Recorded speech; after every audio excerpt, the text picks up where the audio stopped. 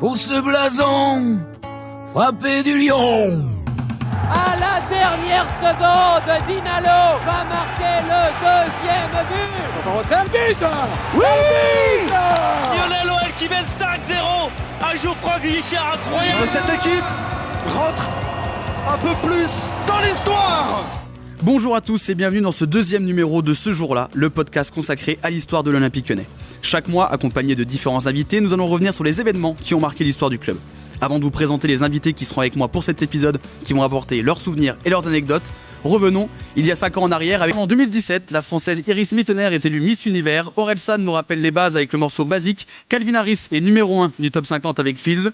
Johnny Hallyday va nous quitter à la fin de l'année, mais intéressons-nous au 5 novembre 2017. Ce jour-là se déroule le 115e derby entre l'AS Saint-Etienne et l'Olympique Lyonnais, un derby historique à plus d'un titre.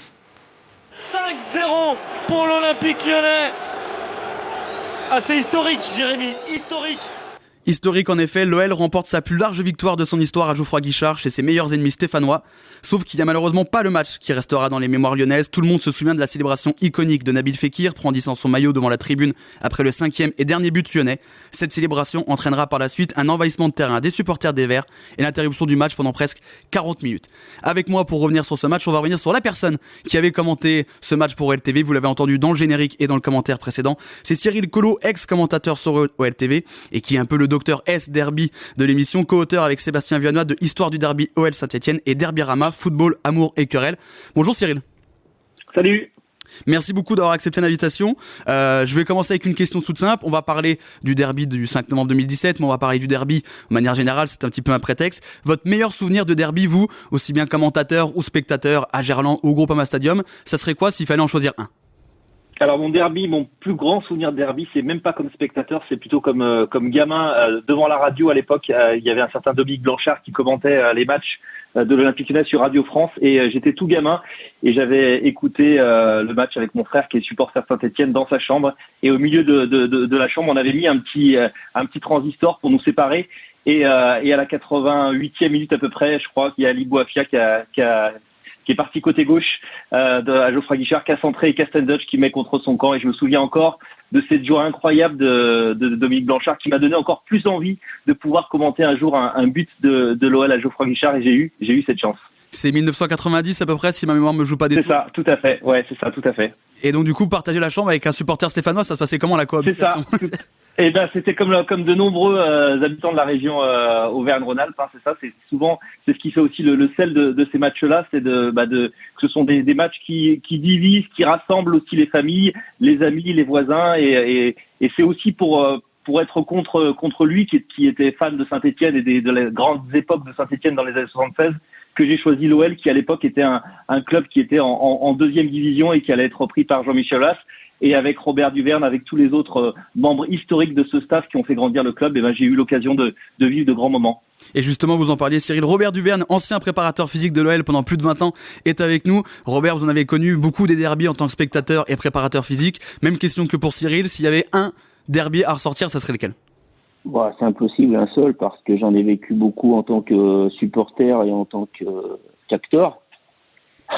Alors, en sortir un, j'ai envie de dire... c'est pour moi le 3-2 à Geoffroy Guichard, il me semble. Oui, c'est ça. Vous voyez, même ma mémoire, j'ai pas la même que Bernard Lacombe pour dissocier tous ces matchs. Mais forcément, quand on va chercher quelque chose dans les dernières minutes, je me souviens aussi d'avoir arraché un résultat dans les dernières minutes aussi à Geoffroy Guichard, encore une fois, ou Top Delmotte. Mais bon, le 3-2, il est plutôt extraordinaire.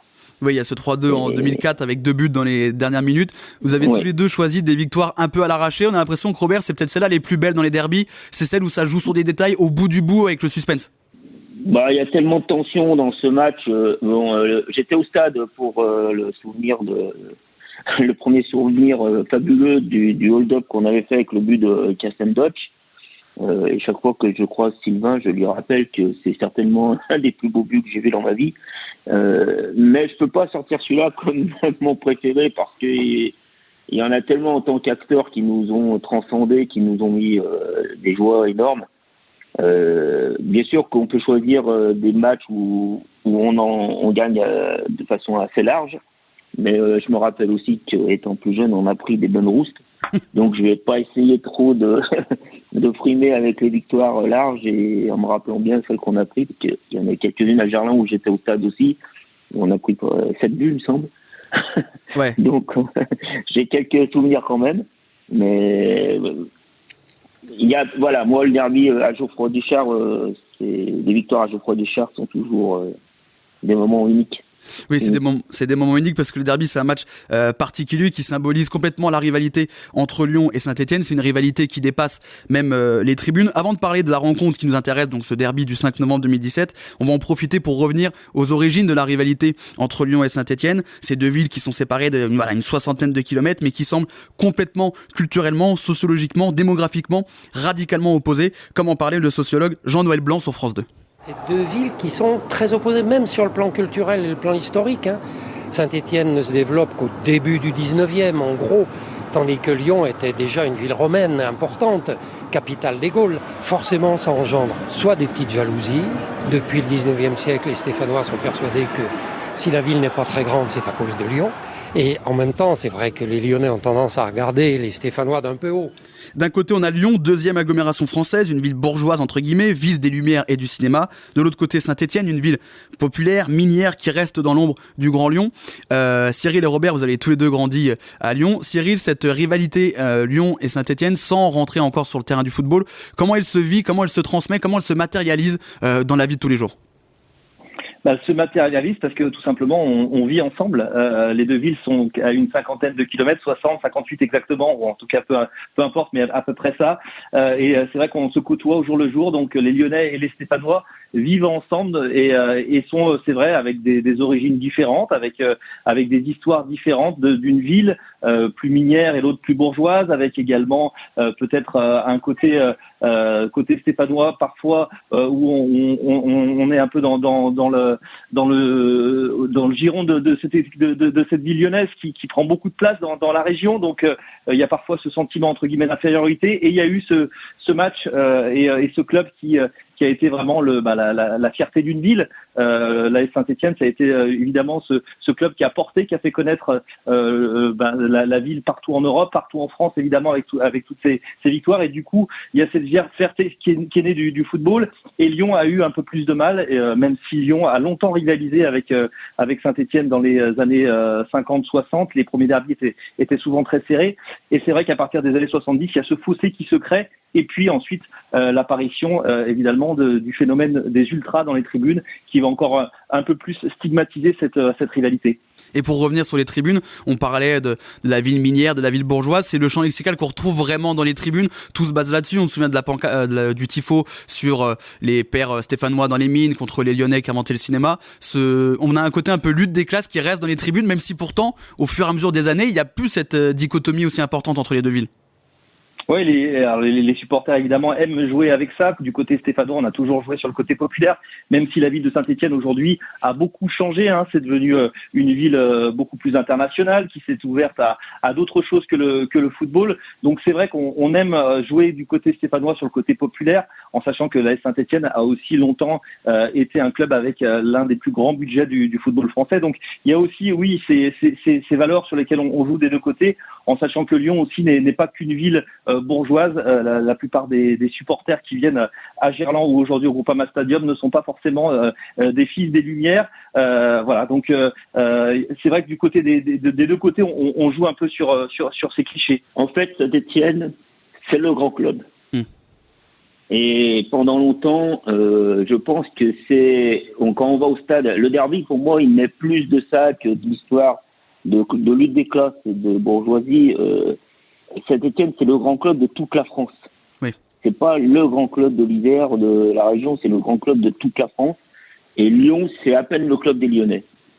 L'Olympique Lyonnais, c'est à peine le club des Lyonnais. On a des 69 qui vont avec les drapeaux de Saint-Etienne au stade. On a quand même ça qui est ancré dans notre bagage génétique de supporters lyonnais. Oui. Et en fait, quand le derby arrive, c'est le seul moment qu'on a d'avoir aussi, nous, un grand match. un peu, parce que on a très peu de matchs de Coupe d'Europe, on a les Coupes de France qui arrivent, mais vraiment de façon, c'est très loin par rapport à ce que Saint-Étienne vit. Et nous, on est ancré dans ce derby-là très très tôt. Et c'est pour ça qu'après, il y a une espèce d'exutoire qui arrive quand nous, on inverse la tendance avec l'Olympique Lyonnais sur la domination au niveau du foot. Mais il faut savoir que peut-être que la lutte des classes, quelque part, je la ressens pas vraiment comme ça, parce que comme l'a dit Cyril, Saint-Étienne est beaucoup plus riche que dans ses investissements que l'Olympique Lyonnais. Saint-Étienne a des joueurs qui arrivent de Michel Platini signe, Beretta signe à Saint-Étienne, ils arrivent de tous les horizons en étant les meilleurs, Johnny Rep, alors que Lyon joue avec les Lyonnais. Lyon joue avec les Lyonnais, Lyon joue avec Domenech, avec Lacombe, joue avec Chiesa, joue avec Robert Valette, on joue avec les Lyonnais. Et c'est un peu ça qui va faire un peu cette rivalité petit à petit. Et quand ces Lyonnais-là arrivent enfin à exister au niveau football contre Saint-Étienne, ça va créer une très très très grosse rivalité.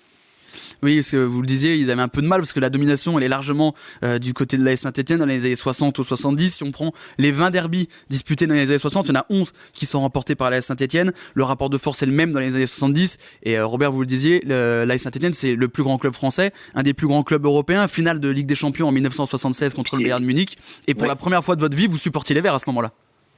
Ouais, la seule fois contre le Bayern. Bien entendu, je peux pas être pour le Bayern, mais non. Puis bon, parce que par rapport au foot français. Et puis bon, je suis jeune aussi. On a envie de voir gagner la France. C'est à l'époque quand on a une équipe qui réussit en Champions League ou même la Coupe du Monde, on la voyait pas. Hein, et on s'était pas qualifié. Donc un passionné de foot est devant son écran. Mais Saint-Étienne est quand même l'enfant chéri de la France. Oui, la France entière connaît le chant des supporters stéphanois. Ouais. Ils font la fête sur les Champs-Élysées après la finale contre le Bayern Munich. Et il y a cette phrase désormais célèbre de Roger Rocher qui dit « En matière de football, Saint-Étienne est la capitale et Lyon sa banlieue ». Cyril, vous étiez jeune à cette période-là, mais vous connaissez forcément avec les différents ouvrages que vous aviez écrits sur le derby. Cette phrase, elle est restée, elle est très symbolique et elle représente complètement le fait que l'AS Saint-Étienne domine le paysage français et que Lyon est encore un très jeune club, une petite vingtaine d'années à l'époque. Oui, c'est vrai. L'OL est un jeune club et vit dans l'ombre de Saint-Étienne. Robert parlait de ses premiers souvenirs au stade. C'est vrai que lors de la saison 69-70, l'OL prend 13 buts en 2 matchs contre Saint-Étienne avec une défaite 7-1 à Gerland puis un 6-0 à Geoffroy Guichard. C'est un peu, on va dire, le sommet de la domination stéphanoise. Il n'y aura pas forcément de saison aussi dure pour les Lyonnais, mais ça traduit bien en fait ce qui se passe dans ces années 60, fin des années 60 et années 70. C'est que Lyon est vraiment bien dans l'ombre de Saint-Étienne et a du mal à exister. Et c'est vrai qu'ensuite il va avoir cette génération de Lyonnais. On parlait de Bernard Lacombe, on parlait de Raymond Domenech et le derby va prendre là un peu plus de vigueur sur le terrain avec cette fois-ci des rencontres qui deviennent de plus en plus âpres dans ces années 70, ce qui n'avait pas été le cas dans les années 60-50. On était encore entre gentlemen sur le terrain. Et là, le derby se durcit sur le terrain dans les années 70.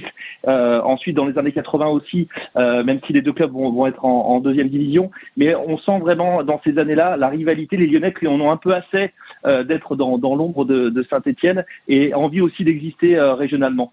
Oui, c'est vrai qu'il y a une période où il y a le fameux rollerball, ce match où vraiment on s'apparentait plus à de la bagarre parfois que du football. Et Raymond Domenech symbolise un petit peu cette période-là et cet esprit de rébellion des Lyonnais, même si lui aussi, dans les années 70, il allait parfois en cachette voir des matchs du côté de Geoffroy Guichard. Je suis allé au stade des fois voir leurs matchs de Coupe d'Europe, dans les tribunes. En étant joueur, oui, en cachette. En cachette. En cachette. Habillé en vert peut-être. Non, mais voilà. Parce que à l'époque, c'était quand même le football qui était dominant. Robert, vous êtes-vous allé aussi au point d'être allé voir des matchs à Geoffroy Guichard ou pas à ce point-là non plus? Oui, bien sûr. Non, mais moi pas en cachette, parce que je suis un passionné de foot. J'ai été voir un match.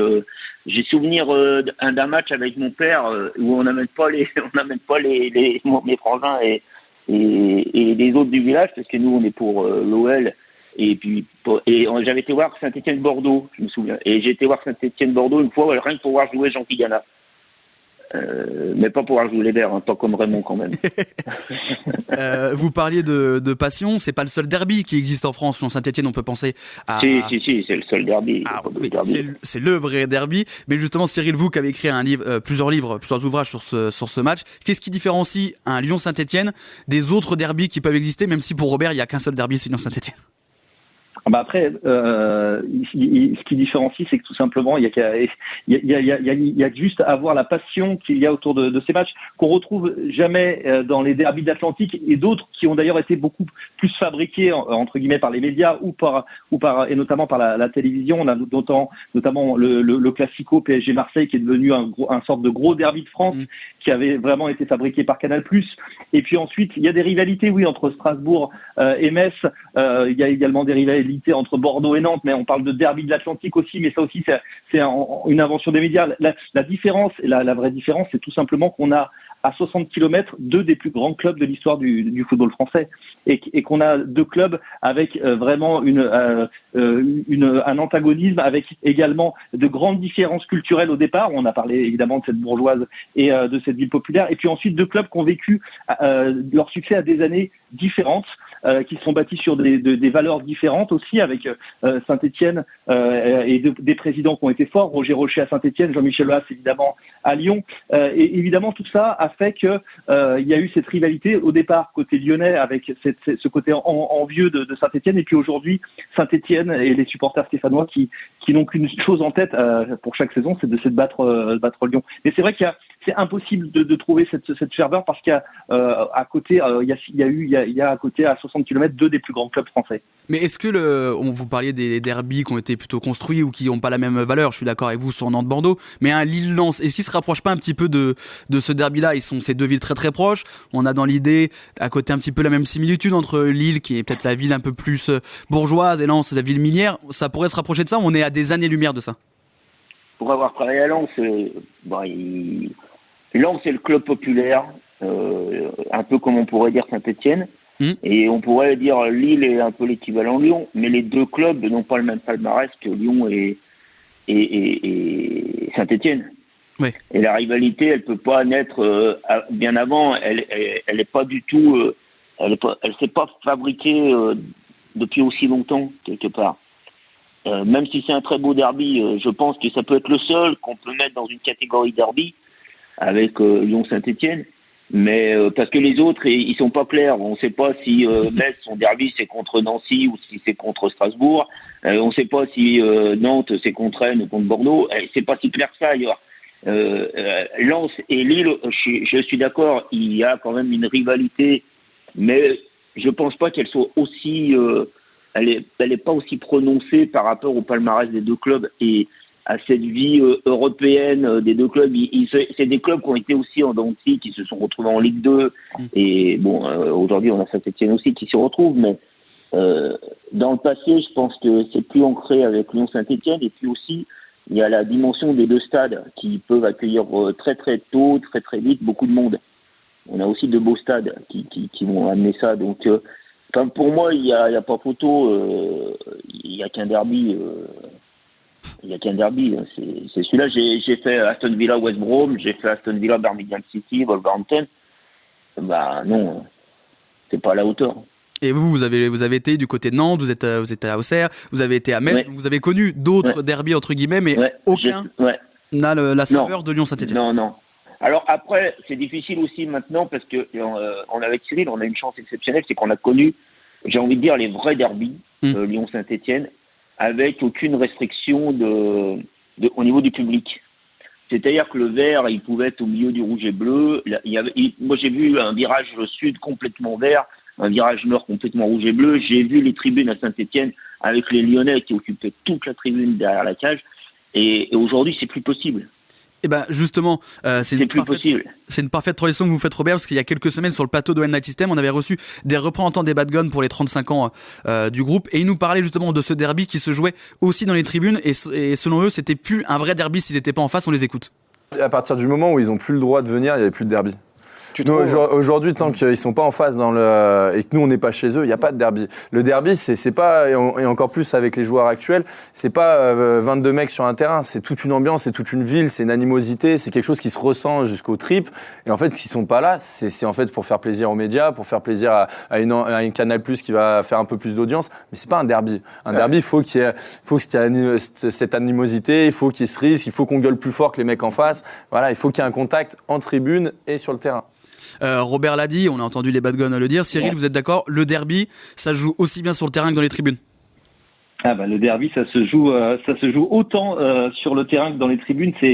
Pour moi, le derby, ce sont des couleurs. Et je me rappellerai toujours de la première fois que j'ai assisté à un derby. C'était au début des années 90, premier derby de la remontée de D1 de l'OL. Et mon entrée dans le stade de Gerland où j'arrive au virage nord. Et face à moi, je vois ces couleurs vertes et une grande partie du virage sud qui est complètement verte. Et c'est vrai que pour moi, il y avait ces deux couleurs qui s'opposaient pendant tout le match. Et aujourd'hui, c'est vrai que c'est une frustration énorme de pas pouvoir avoir ces supporters adverses avec des chants différents, avec l'occasion de se répondre dans les tribunes, des couleurs, des supporters qui vibrent aussi aux exploits. J'ai eu la chance également d'assister comme supporter à des victoires à Geoffroy Guichard, notamment Robert était, je pense, déjà dans le staff, celle de l'OL avec des buts de Rémi Garde sur penalty de Milos Bursak. Ça a été d'ailleurs la première de l'OL de la nouvelle ère lyonnaise à Geoffroy Guichard. Et ça, à ce jour-là, il y avait 5000 Lyonnais qui avaient fait le déplacement à Geoffroy Guichard. Voilà, ça c'est un derby. On est voisins, on est capable de vivre ensemble pendant toute l'année. Pourquoi ne pas vivre un match ensemble pendant 90 minutes ou un peu plus? C'est ça qui est frustrant, et c'est aussi le combat et aussi de l'histoire de ce qu'on a voulu raconter dans notre dernier livre Derby-Rama. C'est que le derby, pour nous, même si on a le cœur rouge et bleu, on a le cœur vert, c'est un match qui nous unit et qui nous rassemble pendant la saison et même plus pendant toute l'année. Et donc, avant de parler du match de 2017 où pour le coup les supporters eux ont eu un rôle à jouer, pas forcément positif, Robert, vous l'avez évoqué, l'AS Saint-Etienne est actuellement en Ligue 2. Au moment où on enregistre cette émission, c'est très compliqué pour eux. Ça avait la première saison depuis longtemps sans derby, et on risque de passer plusieurs saisons sans derby quand on voit la conjoncture et les performances pour l'instant de l'AS Saint-Etienne. Une saison sans derby, il manque quand même quelque chose, même si ces derniers temps on voyait sur les réseaux sociaux les gens pas forcément déçus de ne pas avoir de derby. Robert, vous comprenez ça, vous qui avez vécu tellement de derby? Non, il faut que Saint-Etienne soit en première division, ça c'est pour moi, j'ai aucun doute dans mon esprit quand je dis ça. La saison, la couleur de la Ligue 1 française, elle est portée par ces grands clubs et ces grandes histoires. Donc, on est avide de ces grandes confrontations. Un derby, il fait parler 15 jours avant dans les entreprises. Ces deux mecs qui posent au vestiaire une casquette verte, c'est ça qui va faire l'animosité et même la joie. Pas que l'animosité, on n'est pas là pour se sortir la gueule aussi. C'est qu'il y a deux mecs qui vont parler avant le match, après le match, dans un club de foot amateur. Il y en a qui portent le maillot de Saint-Etienne et le maillot de rouge et bleu. Le derby, c'est le derby des Lyonnais et des Stéphanois, et des gens qui aiment l'OL et des gens qui aiment Saint-Etienne. Et aujourd'hui, c'est vrai que, comme l'a dit Thierry, comme on l'identifie moins avec les joueurs, et d'ailleurs, je pense que c'est ce qui a fait la force de l'Olympique Lyonnais, c'est que nous, on avait vraiment mis ça sur le terrain de la FEPT avec les gamins du centre aussi, une formation, et ces joueurs-là transmettent quelque chose aux joueurs qui arrivent dans l'effectif pour dire attention, c'est le match des Lyonnais ça. Et aujourd'hui, peut-être qu'avec des staffs qui sont un peu moins lyonnais ou un peu moins stéphanois, le seul repère qu'on aurait, c'est ce qui va se passer dans les tribunes.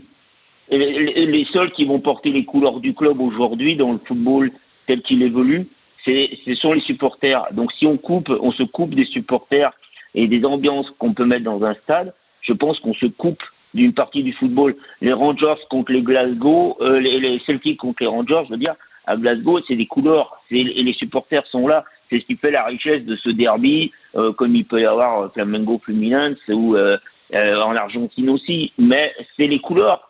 Et je suis sûr qu'on ne peut pas citer le nom des joueurs qui sont au stade. Mais là, ça amène une telle couleur à un match que c'est ce qui fait le derby. Aujourd'hui, c'est pas une petite pique que je vais donner ça, bien entendu, ça va rester hyper amical, mais entre, par exemple, Laurent Blanc, et dans son affect, est-ce qu'il aime plus l'OL que la Saint-Etienne, en ayant été joueur, avec son vécu de gamin, l'admiration qu'il a pu peut-être avoir pour son club. Dans son fort intérieur, aujourd'hui, professionnellement, il est lyonnais à 200%. Mais en tant qu'homme, alors que nous, on transmettait quelque chose, parce qu'à un moment donné, comme on l'a dit, moi, j'ai connu les premiers derbys sur le terrain avec 2 cinglés, qui étaient, 3 cinglés, Raymond Domenech, Bernard Lacombe et Michel Maillard. Et quand on a sur le terrain Bruno, Rémi et toute la bande, ouais, on y va comme des morts de faim. Pour revenir sur les supporters, Cyril en parlait, des couleurs, des souvenirs qui restent, mais est-ce que vous comprenez, vous, Robert, cette peut-être nouvelle génération de supporters pour qui le derby est peut-être moins important? Il y a plein de gens qui sont contents de voir Saint-Etienne descendre en Ligue 2. Le derby ne manque pas. Pour eux, c'est limite le match contre l'Olympique de Marseille qui est devenu l'équivalent. Non, ils sont dans une forme... aujourd'hui, ils se trompent. Ils sont dans une autre forme d'arrogance. Et aujourd'hui, placer le derby dans ce sens-là, on sort du sport. On amène une haine on n'a pas à voir sur un terrain de football. On amène autre chose maintenant, et c'est pour ça d'ailleurs qu'il faudrait qu'on réfléchisse un peu plus et qu'ils soient interdits du coup à l'arrivée, parce qu'on est sorti du cadre du sport.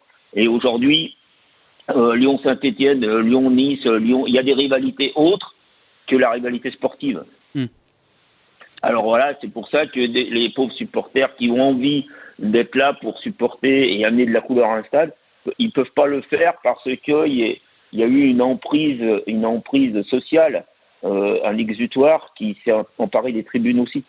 Et on va revenir justement à une période où il y avait des derbys. On va revenir au match qui nous intéresse, le 115e derby du 5 novembre 2017. Bonsoir à tous, bienvenue au stade Geoffroy Guichard pour le 115e derby de l'histoire entre l'AS Saint-Etienne et l'Olympique lyonnais. L'OL qui va tenter ce soir de reprendre sa 3e place en championnat et de mettre fin à une série de 3 défaites consécutives dans le Chaudron.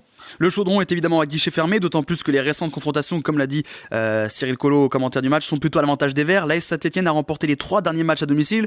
Pire même, les Lyonnais n'ont plus marqué là-bas depuis 4 ans. Les Lyonnais, avant la rencontre, sont 5e avec 22 points. Les Stéphanois sont juste derrière avec 18 points. Le coup d'envoi a donné, mais quelques secondes plus tard, le match est d'ores et déjà interrompu. Alors que la fumée des fumigènes arrive sur le terrain. C'est Turpin qui arrête le match. Cyril. Ouais, et on n'aura pas joué longtemps, 30 secondes et le brouillard de fumigène est tombé sur Geoffroy Guichard. Les supporters qui avaient été plutôt calmes dans l'avant-match, ils ont décidé d'attendre le lancement de ce match pour se signaler. Et premier donc temps mort dans cette rencontre. Cyril, vous commentiez le match à l'époque pour OLTV, vous l'aviez dit, c'était plutôt sage, plutôt bon enfant dans les tribunes avant le match, mais en même temps on a l'impression qu'on n'est pas forcément surpris qu'au bout de 40 secondes le match s'arrête. Il y avait une ambiance un petit peu particulière ce soir-là à Geoffroy Guichard. Oui, il y avait une ambiance électrique. Alors c'est vrai que ça commence à dater, là, c'était 2017, mais les souvenirs que j'ai de ce match-là notamment, c'est tout de suite l'union sacrée dans le vestiaire de l'OL. J'avais eu la chance d'arriver un peu plus tôt avec Jérémy Berthaud qui commentait avec moi cette rencontre-là, et on avait été évidemment dans le vestiaire, on avait eu la chance de rentrer dans le vestiaire des joueurs. Et c'était la première fois que je rentrais dans le vestiaire avant un derby, et le vestiaire lyonnais était complètement aux couleurs rouge et bleu. On avait mis des drapeaux de tous les côtés, et c'était impressionnant parce que je me suis dit quand les joueurs vont arriver là dans quelques minutes, ils vont rentrer dans ce vestiaire stéphanois, dans ce stade qui est aux couleurs vertes, et ils vont avoir ce petit espace rouge et bleu, et ça va les gonfler à bloc. C'est le souvenir que j'ai de cet avant-match. Et puis ensuite, c'est vrai, on était, je crois, avec Jérémy Berthaud sur la pelouse en avant-match, et on a senti tout de suite cette tension qui régnait comme souvent lors des derbys. Mais c'est vrai que Saint-Etienne en plus avait fait un très bon début de championnat avec Oscar Garcia qui remplaçait Christophe Galtier en début de saison, et il y avait cette attente, il y avait cette confiance retrouvée par rapport à ces années de disette côté stéphanois, et Lyon arrivait un petit peu dans ses petits souliers avant ce match-là. Et la confiance, elle va être vite perdue par les Stéphanois, parce que c'est une partie de plaisir sur le terrain pour les Lyonnais qui mènent rapidement 2-0. On réécoute les commentaires de Cyril Collot. Attention à ces petits ballons qu'on prend dans le dos. Ouh là là. Merci.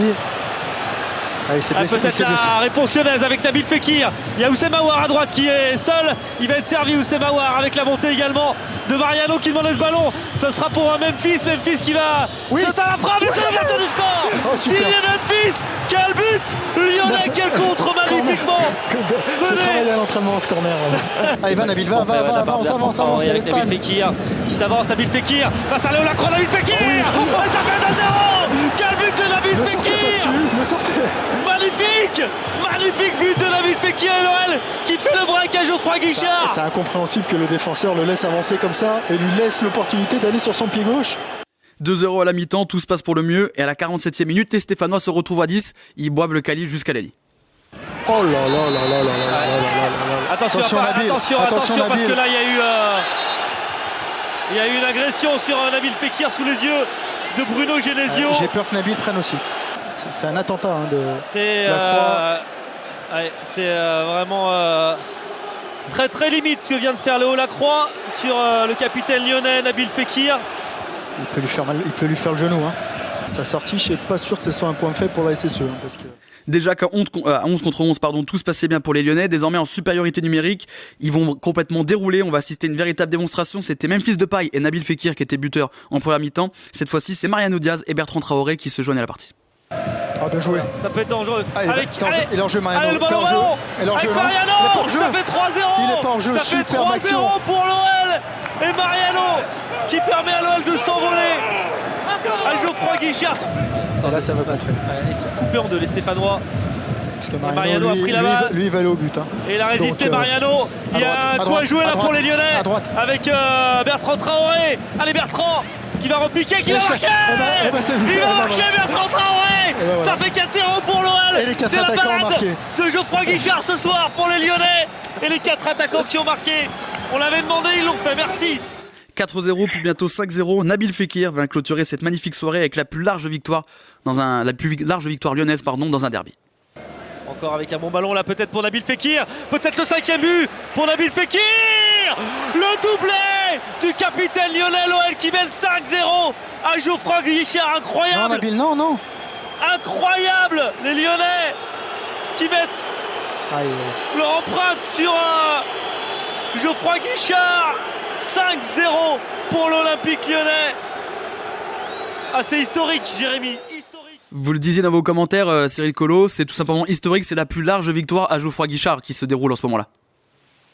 Oui, c'est la plus large victoire et c'est rigolo de réentendre ces commentaires parce qu'on sent évidemment ce moment qui se trame, ce qui va se passer après le 5e but inscrit par Nabil Fekir. Et c'est vrai que nous, on en profite et on est tout simplement dans un autre monde ce soir-là parce que 5-0 à Geoffroy Guichard, on le disait, Saint-Etienne en plus avait plutôt bien réussi son début de saison et là on découvre une équipe lyonnaise qui, dans la lignée un peu de cette équipe qui avait dominé le football français des années 2000, qui survole et qui met la fessée aux Stéphanois devant leur public.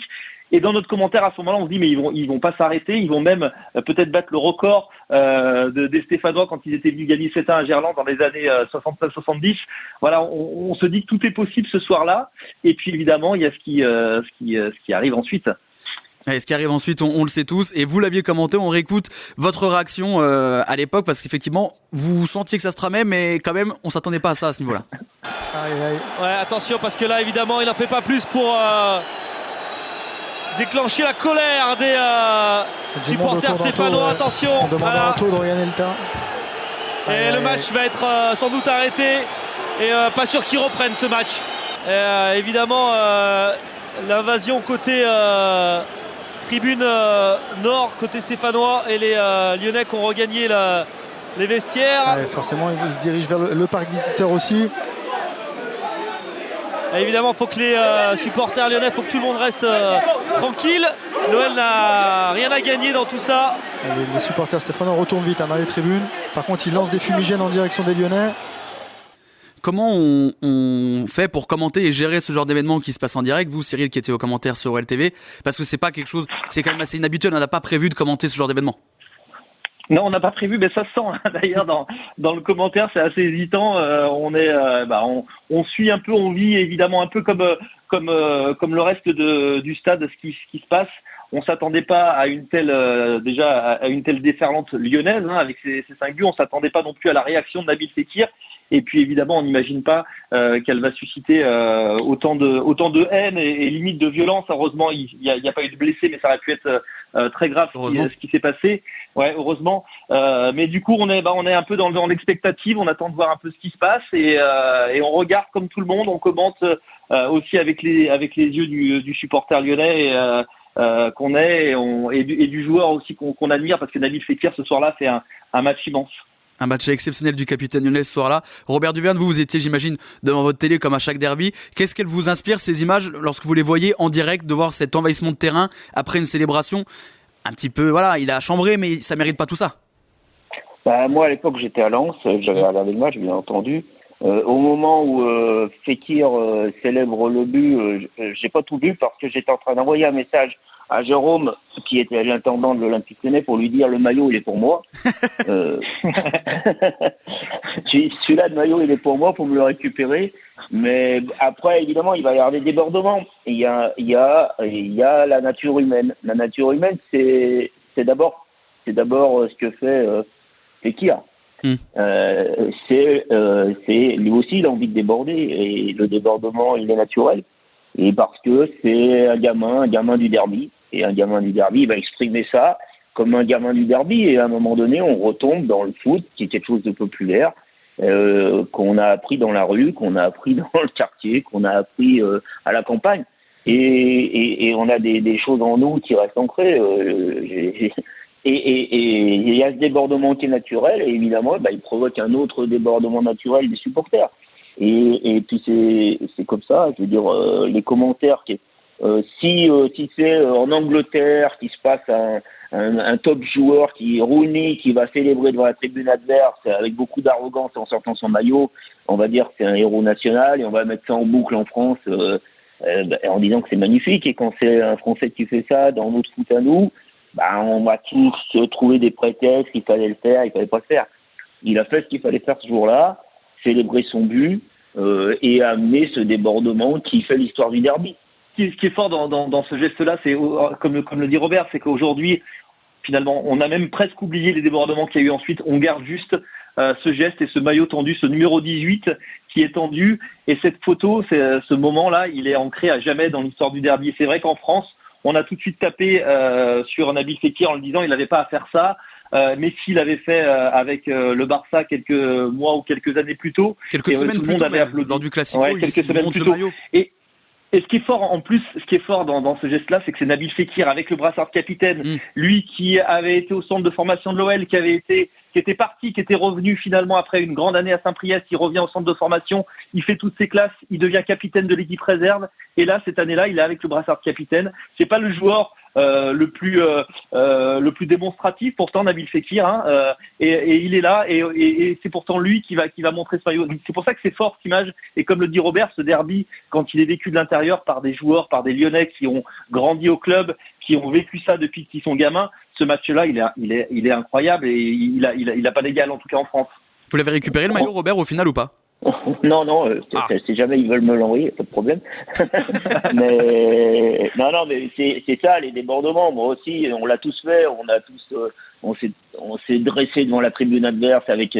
Moi, j'avais l'écharpe des Badgones une fois au match, et à la fin du match, j'ai quand même dressé l'écharpe des Badgones en direction de la présidentielle adverse. Mais bon, comme ça. Puis après, on s'embrasse avec Romeyer dans les couloirs. Et c'est la vie, il y a un débordement, mais moi j'accepte aussi le débordement de Saint-Etienne. Je vais pas me dire, je vais pas ne pas le tolérer s'il est de l'autre côté. Jérémy Janot qui va faire quelque chose, je vais l'accepter, et parce que c'est Jérémy Janot, et on doit respecter ça, et on doit respecter sa ferveur dans le derby, les Sablés, les Perrins qui sont des Stéphanois dans l'âme, dans le cœur, et s'ils ont des débordements, s'ils ont des mots, même si c'est une autre rencontre, il faut les accepter parce que c'est ce qui fait vivre le derby. Ça fait partie du folklore du derby, mais là pour le coup, bien sûr. La limite est franchie avec les supporters qui envahissent ce terrain. Là, on n'est plus trop. Oui, mais c'est normal. Leur débordement est normal aussi quelque part. Moi, je l'accepte aussi. Donc vous comprenez, ça fait partie du derby. Bien sûr. Bien sûr. Et vous parliez des débats qui pouvaient exister sur les plateaux télé. Ça n'a pas tardé parce que le lendemain, sur le plateau de l'équipe du soir, il s'écharpait un petit peu sur la célébration de Nabil Fekir. Certains trouvaient qu'il était coupable et qu'il avait provoqué ces débordements, et d'autres défendaient corps et âme Nabil Fekir. À juste titre, on écoute. Vas-y Mimi, envoie la sauce. Il a rien fait. Donc moi, tu mélanges. Non mais, Eric, il n'a rien fait. Arrête. Il a pris un maillot, il l'a montré. Mais non, je te parle. S'il n'y a pas d'envahissement, il n'y a pas de débat ce soir. Il n'a rien fait. Arrête un peu. Il a pris un maillot, il l'a montré à des gens. Putain, mais il n'a rien fait. Tu sais quoi? Il faut qu'on Il n'a rien fait, Fekir, bon sang. Il n'a rien fait. Fekir, C'était sur ta tête, il a fait un truc. Il n'a rien fait, Fekir. Tu vas te faire. Arrête, il n'a pas fini en prison non plus. Non mais ça va, c'est bon, il a pris un maillot, il l'a tendu. Mais c'est bon, Fekir. Ça va. Messi a fait, Cristiano a fait. Ronaldinho a fait. C'est bon, arrête ton show. C'est bon, coupe le son. C'est l'essence du foot, c'est la rivalité est l'essence du foot. Quel foot on veut? On veut quel foot? Quand c'est Barcelone et Real, t'as envie qu'ils s'embrassent tous sur la bouche? Ou t'as envie ou ça te va qu'il y ait un peu d'électricité dans l'air? En tout cas, Vincent Duluc était d'accord avec vous, Robert Duverne. La commission de discipline s'est réunie ensuite pour étudier cette rencontre et prendre les sanctions nécessaires. L'AS Saint-Etienne sera sanctionné de 5 000 € d'amende et de 2 matchs avec huis clos des parties basses de ses tribunes. L'OL sera sanctionné de 2 500 € d'amende à cause de banderoles déployées. Et fort heureusement, Nabil Fekir ne sera lui pas sanctionné. Une dernière question avant de vous quitter. On revient sur ce derby. Cyril, vous avez à peu près la mémoire de quasiment tous les derbys avec les différents ouvrages, que ce soit Derby Rama ou Histoire du derby OL Saint-Etienne. Ce derby de 2017 avec le score, les débordements, la célébration iconique de Nabil Fekir, et on va faire en sorte d'envoyer le maillot à Robert. Il se place où dans la hiérarchie des plus grands derbys entre Lyon et la Saint-Etienne? Il se place bien, il se place clairement dans le top 10 des plus grands derbys. Que dans le top 10 que dans le top 10 pour moi, parce qu'il y a l'histoire est longue, hein. L'histoire est longue, et c'est ce qui est fort dans le derby, c'est tout simplement peut-être que pour beaucoup ce sera le numéro 1, et pour d'autres il sera très loin. Chacun a son derby, chacun vit son match différemment. Évidemment, pour ceux qui étaient présents, les acteurs, pour ceux comme moi qui étaient aux commentaires, il sera très très bien placé. Mais c'est vrai que c'était même trop facile, tout simplement. De ce derby-là, finalement, on retiendra peut-être plus aujourd'hui le geste de Nabil Fekir que cette large victoire de l'OL. Et Robert, même question avant de vous quitter. Des derbys, vous en avez vécu beaucoup, énormément même. Ce derby, il se place où? Il est top 10 comme Cyril, ou un peu plus au-dessus quand même? Oui, non, il est dans le top 10. Le problème, il peut pas être plus haut, enfin plus, oui. Plus haut ou plus bas, je sais pas, en rapprochant de 1, mais non plus bas, parce que c'est les classements des deux clubs à ce moment-là, qui fait que aujourd'hui le top derby, c'est quand un club prive l'autre club de quelque chose. Oui. En coupe, on a fait, c'est la coupe de la Ligue. Oui, on a eu une coupe de la Ligue qui était une semaine après un derby en championnat. Un derby où on prive les autres de l'aventure, c'est quelque chose qui est au-dessus pour moi. Très bien. Écoutez, merci à vous pour vos anecdotes, vos souvenirs et vos témoignages sur ce match et le derby en général. Merci beaucoup Robert Duverne d'avoir accepté l'invitation. Merci. Je vous souhaite bonne chance et je vais faire en sorte de vous envoyer le maillot de Nabil parce que je sens que ça vous fait plaisir. Et merci beaucoup Cyril Collot d'avoir accepté l'invitation. Je rappelle vos 2 ouvrages consacrés au derby, Histoire du derby OL AS Saint-Etienne et Derby Rama Football Amour et Querelle. Je vous fais un petit coup de promo parce que c'est bientôt Noël, ça fait un très bon cadeau. C'est ça. Sympa. Et tous les différents ouvrages à retrouver, notamment dernier sur Karim Benzema. Merci d'avoir accepté l'invitation. Merci. Merci à vous. Merci beaucoup. Merci à tous les deux. Merci à vous de nous avoir écoutés sur les différentes plateformes. Et on se retrouve le mois prochain pour un nouveau numéro de ce jour-là pour revenir sur l'histoire de l'Olympique Lyonnais.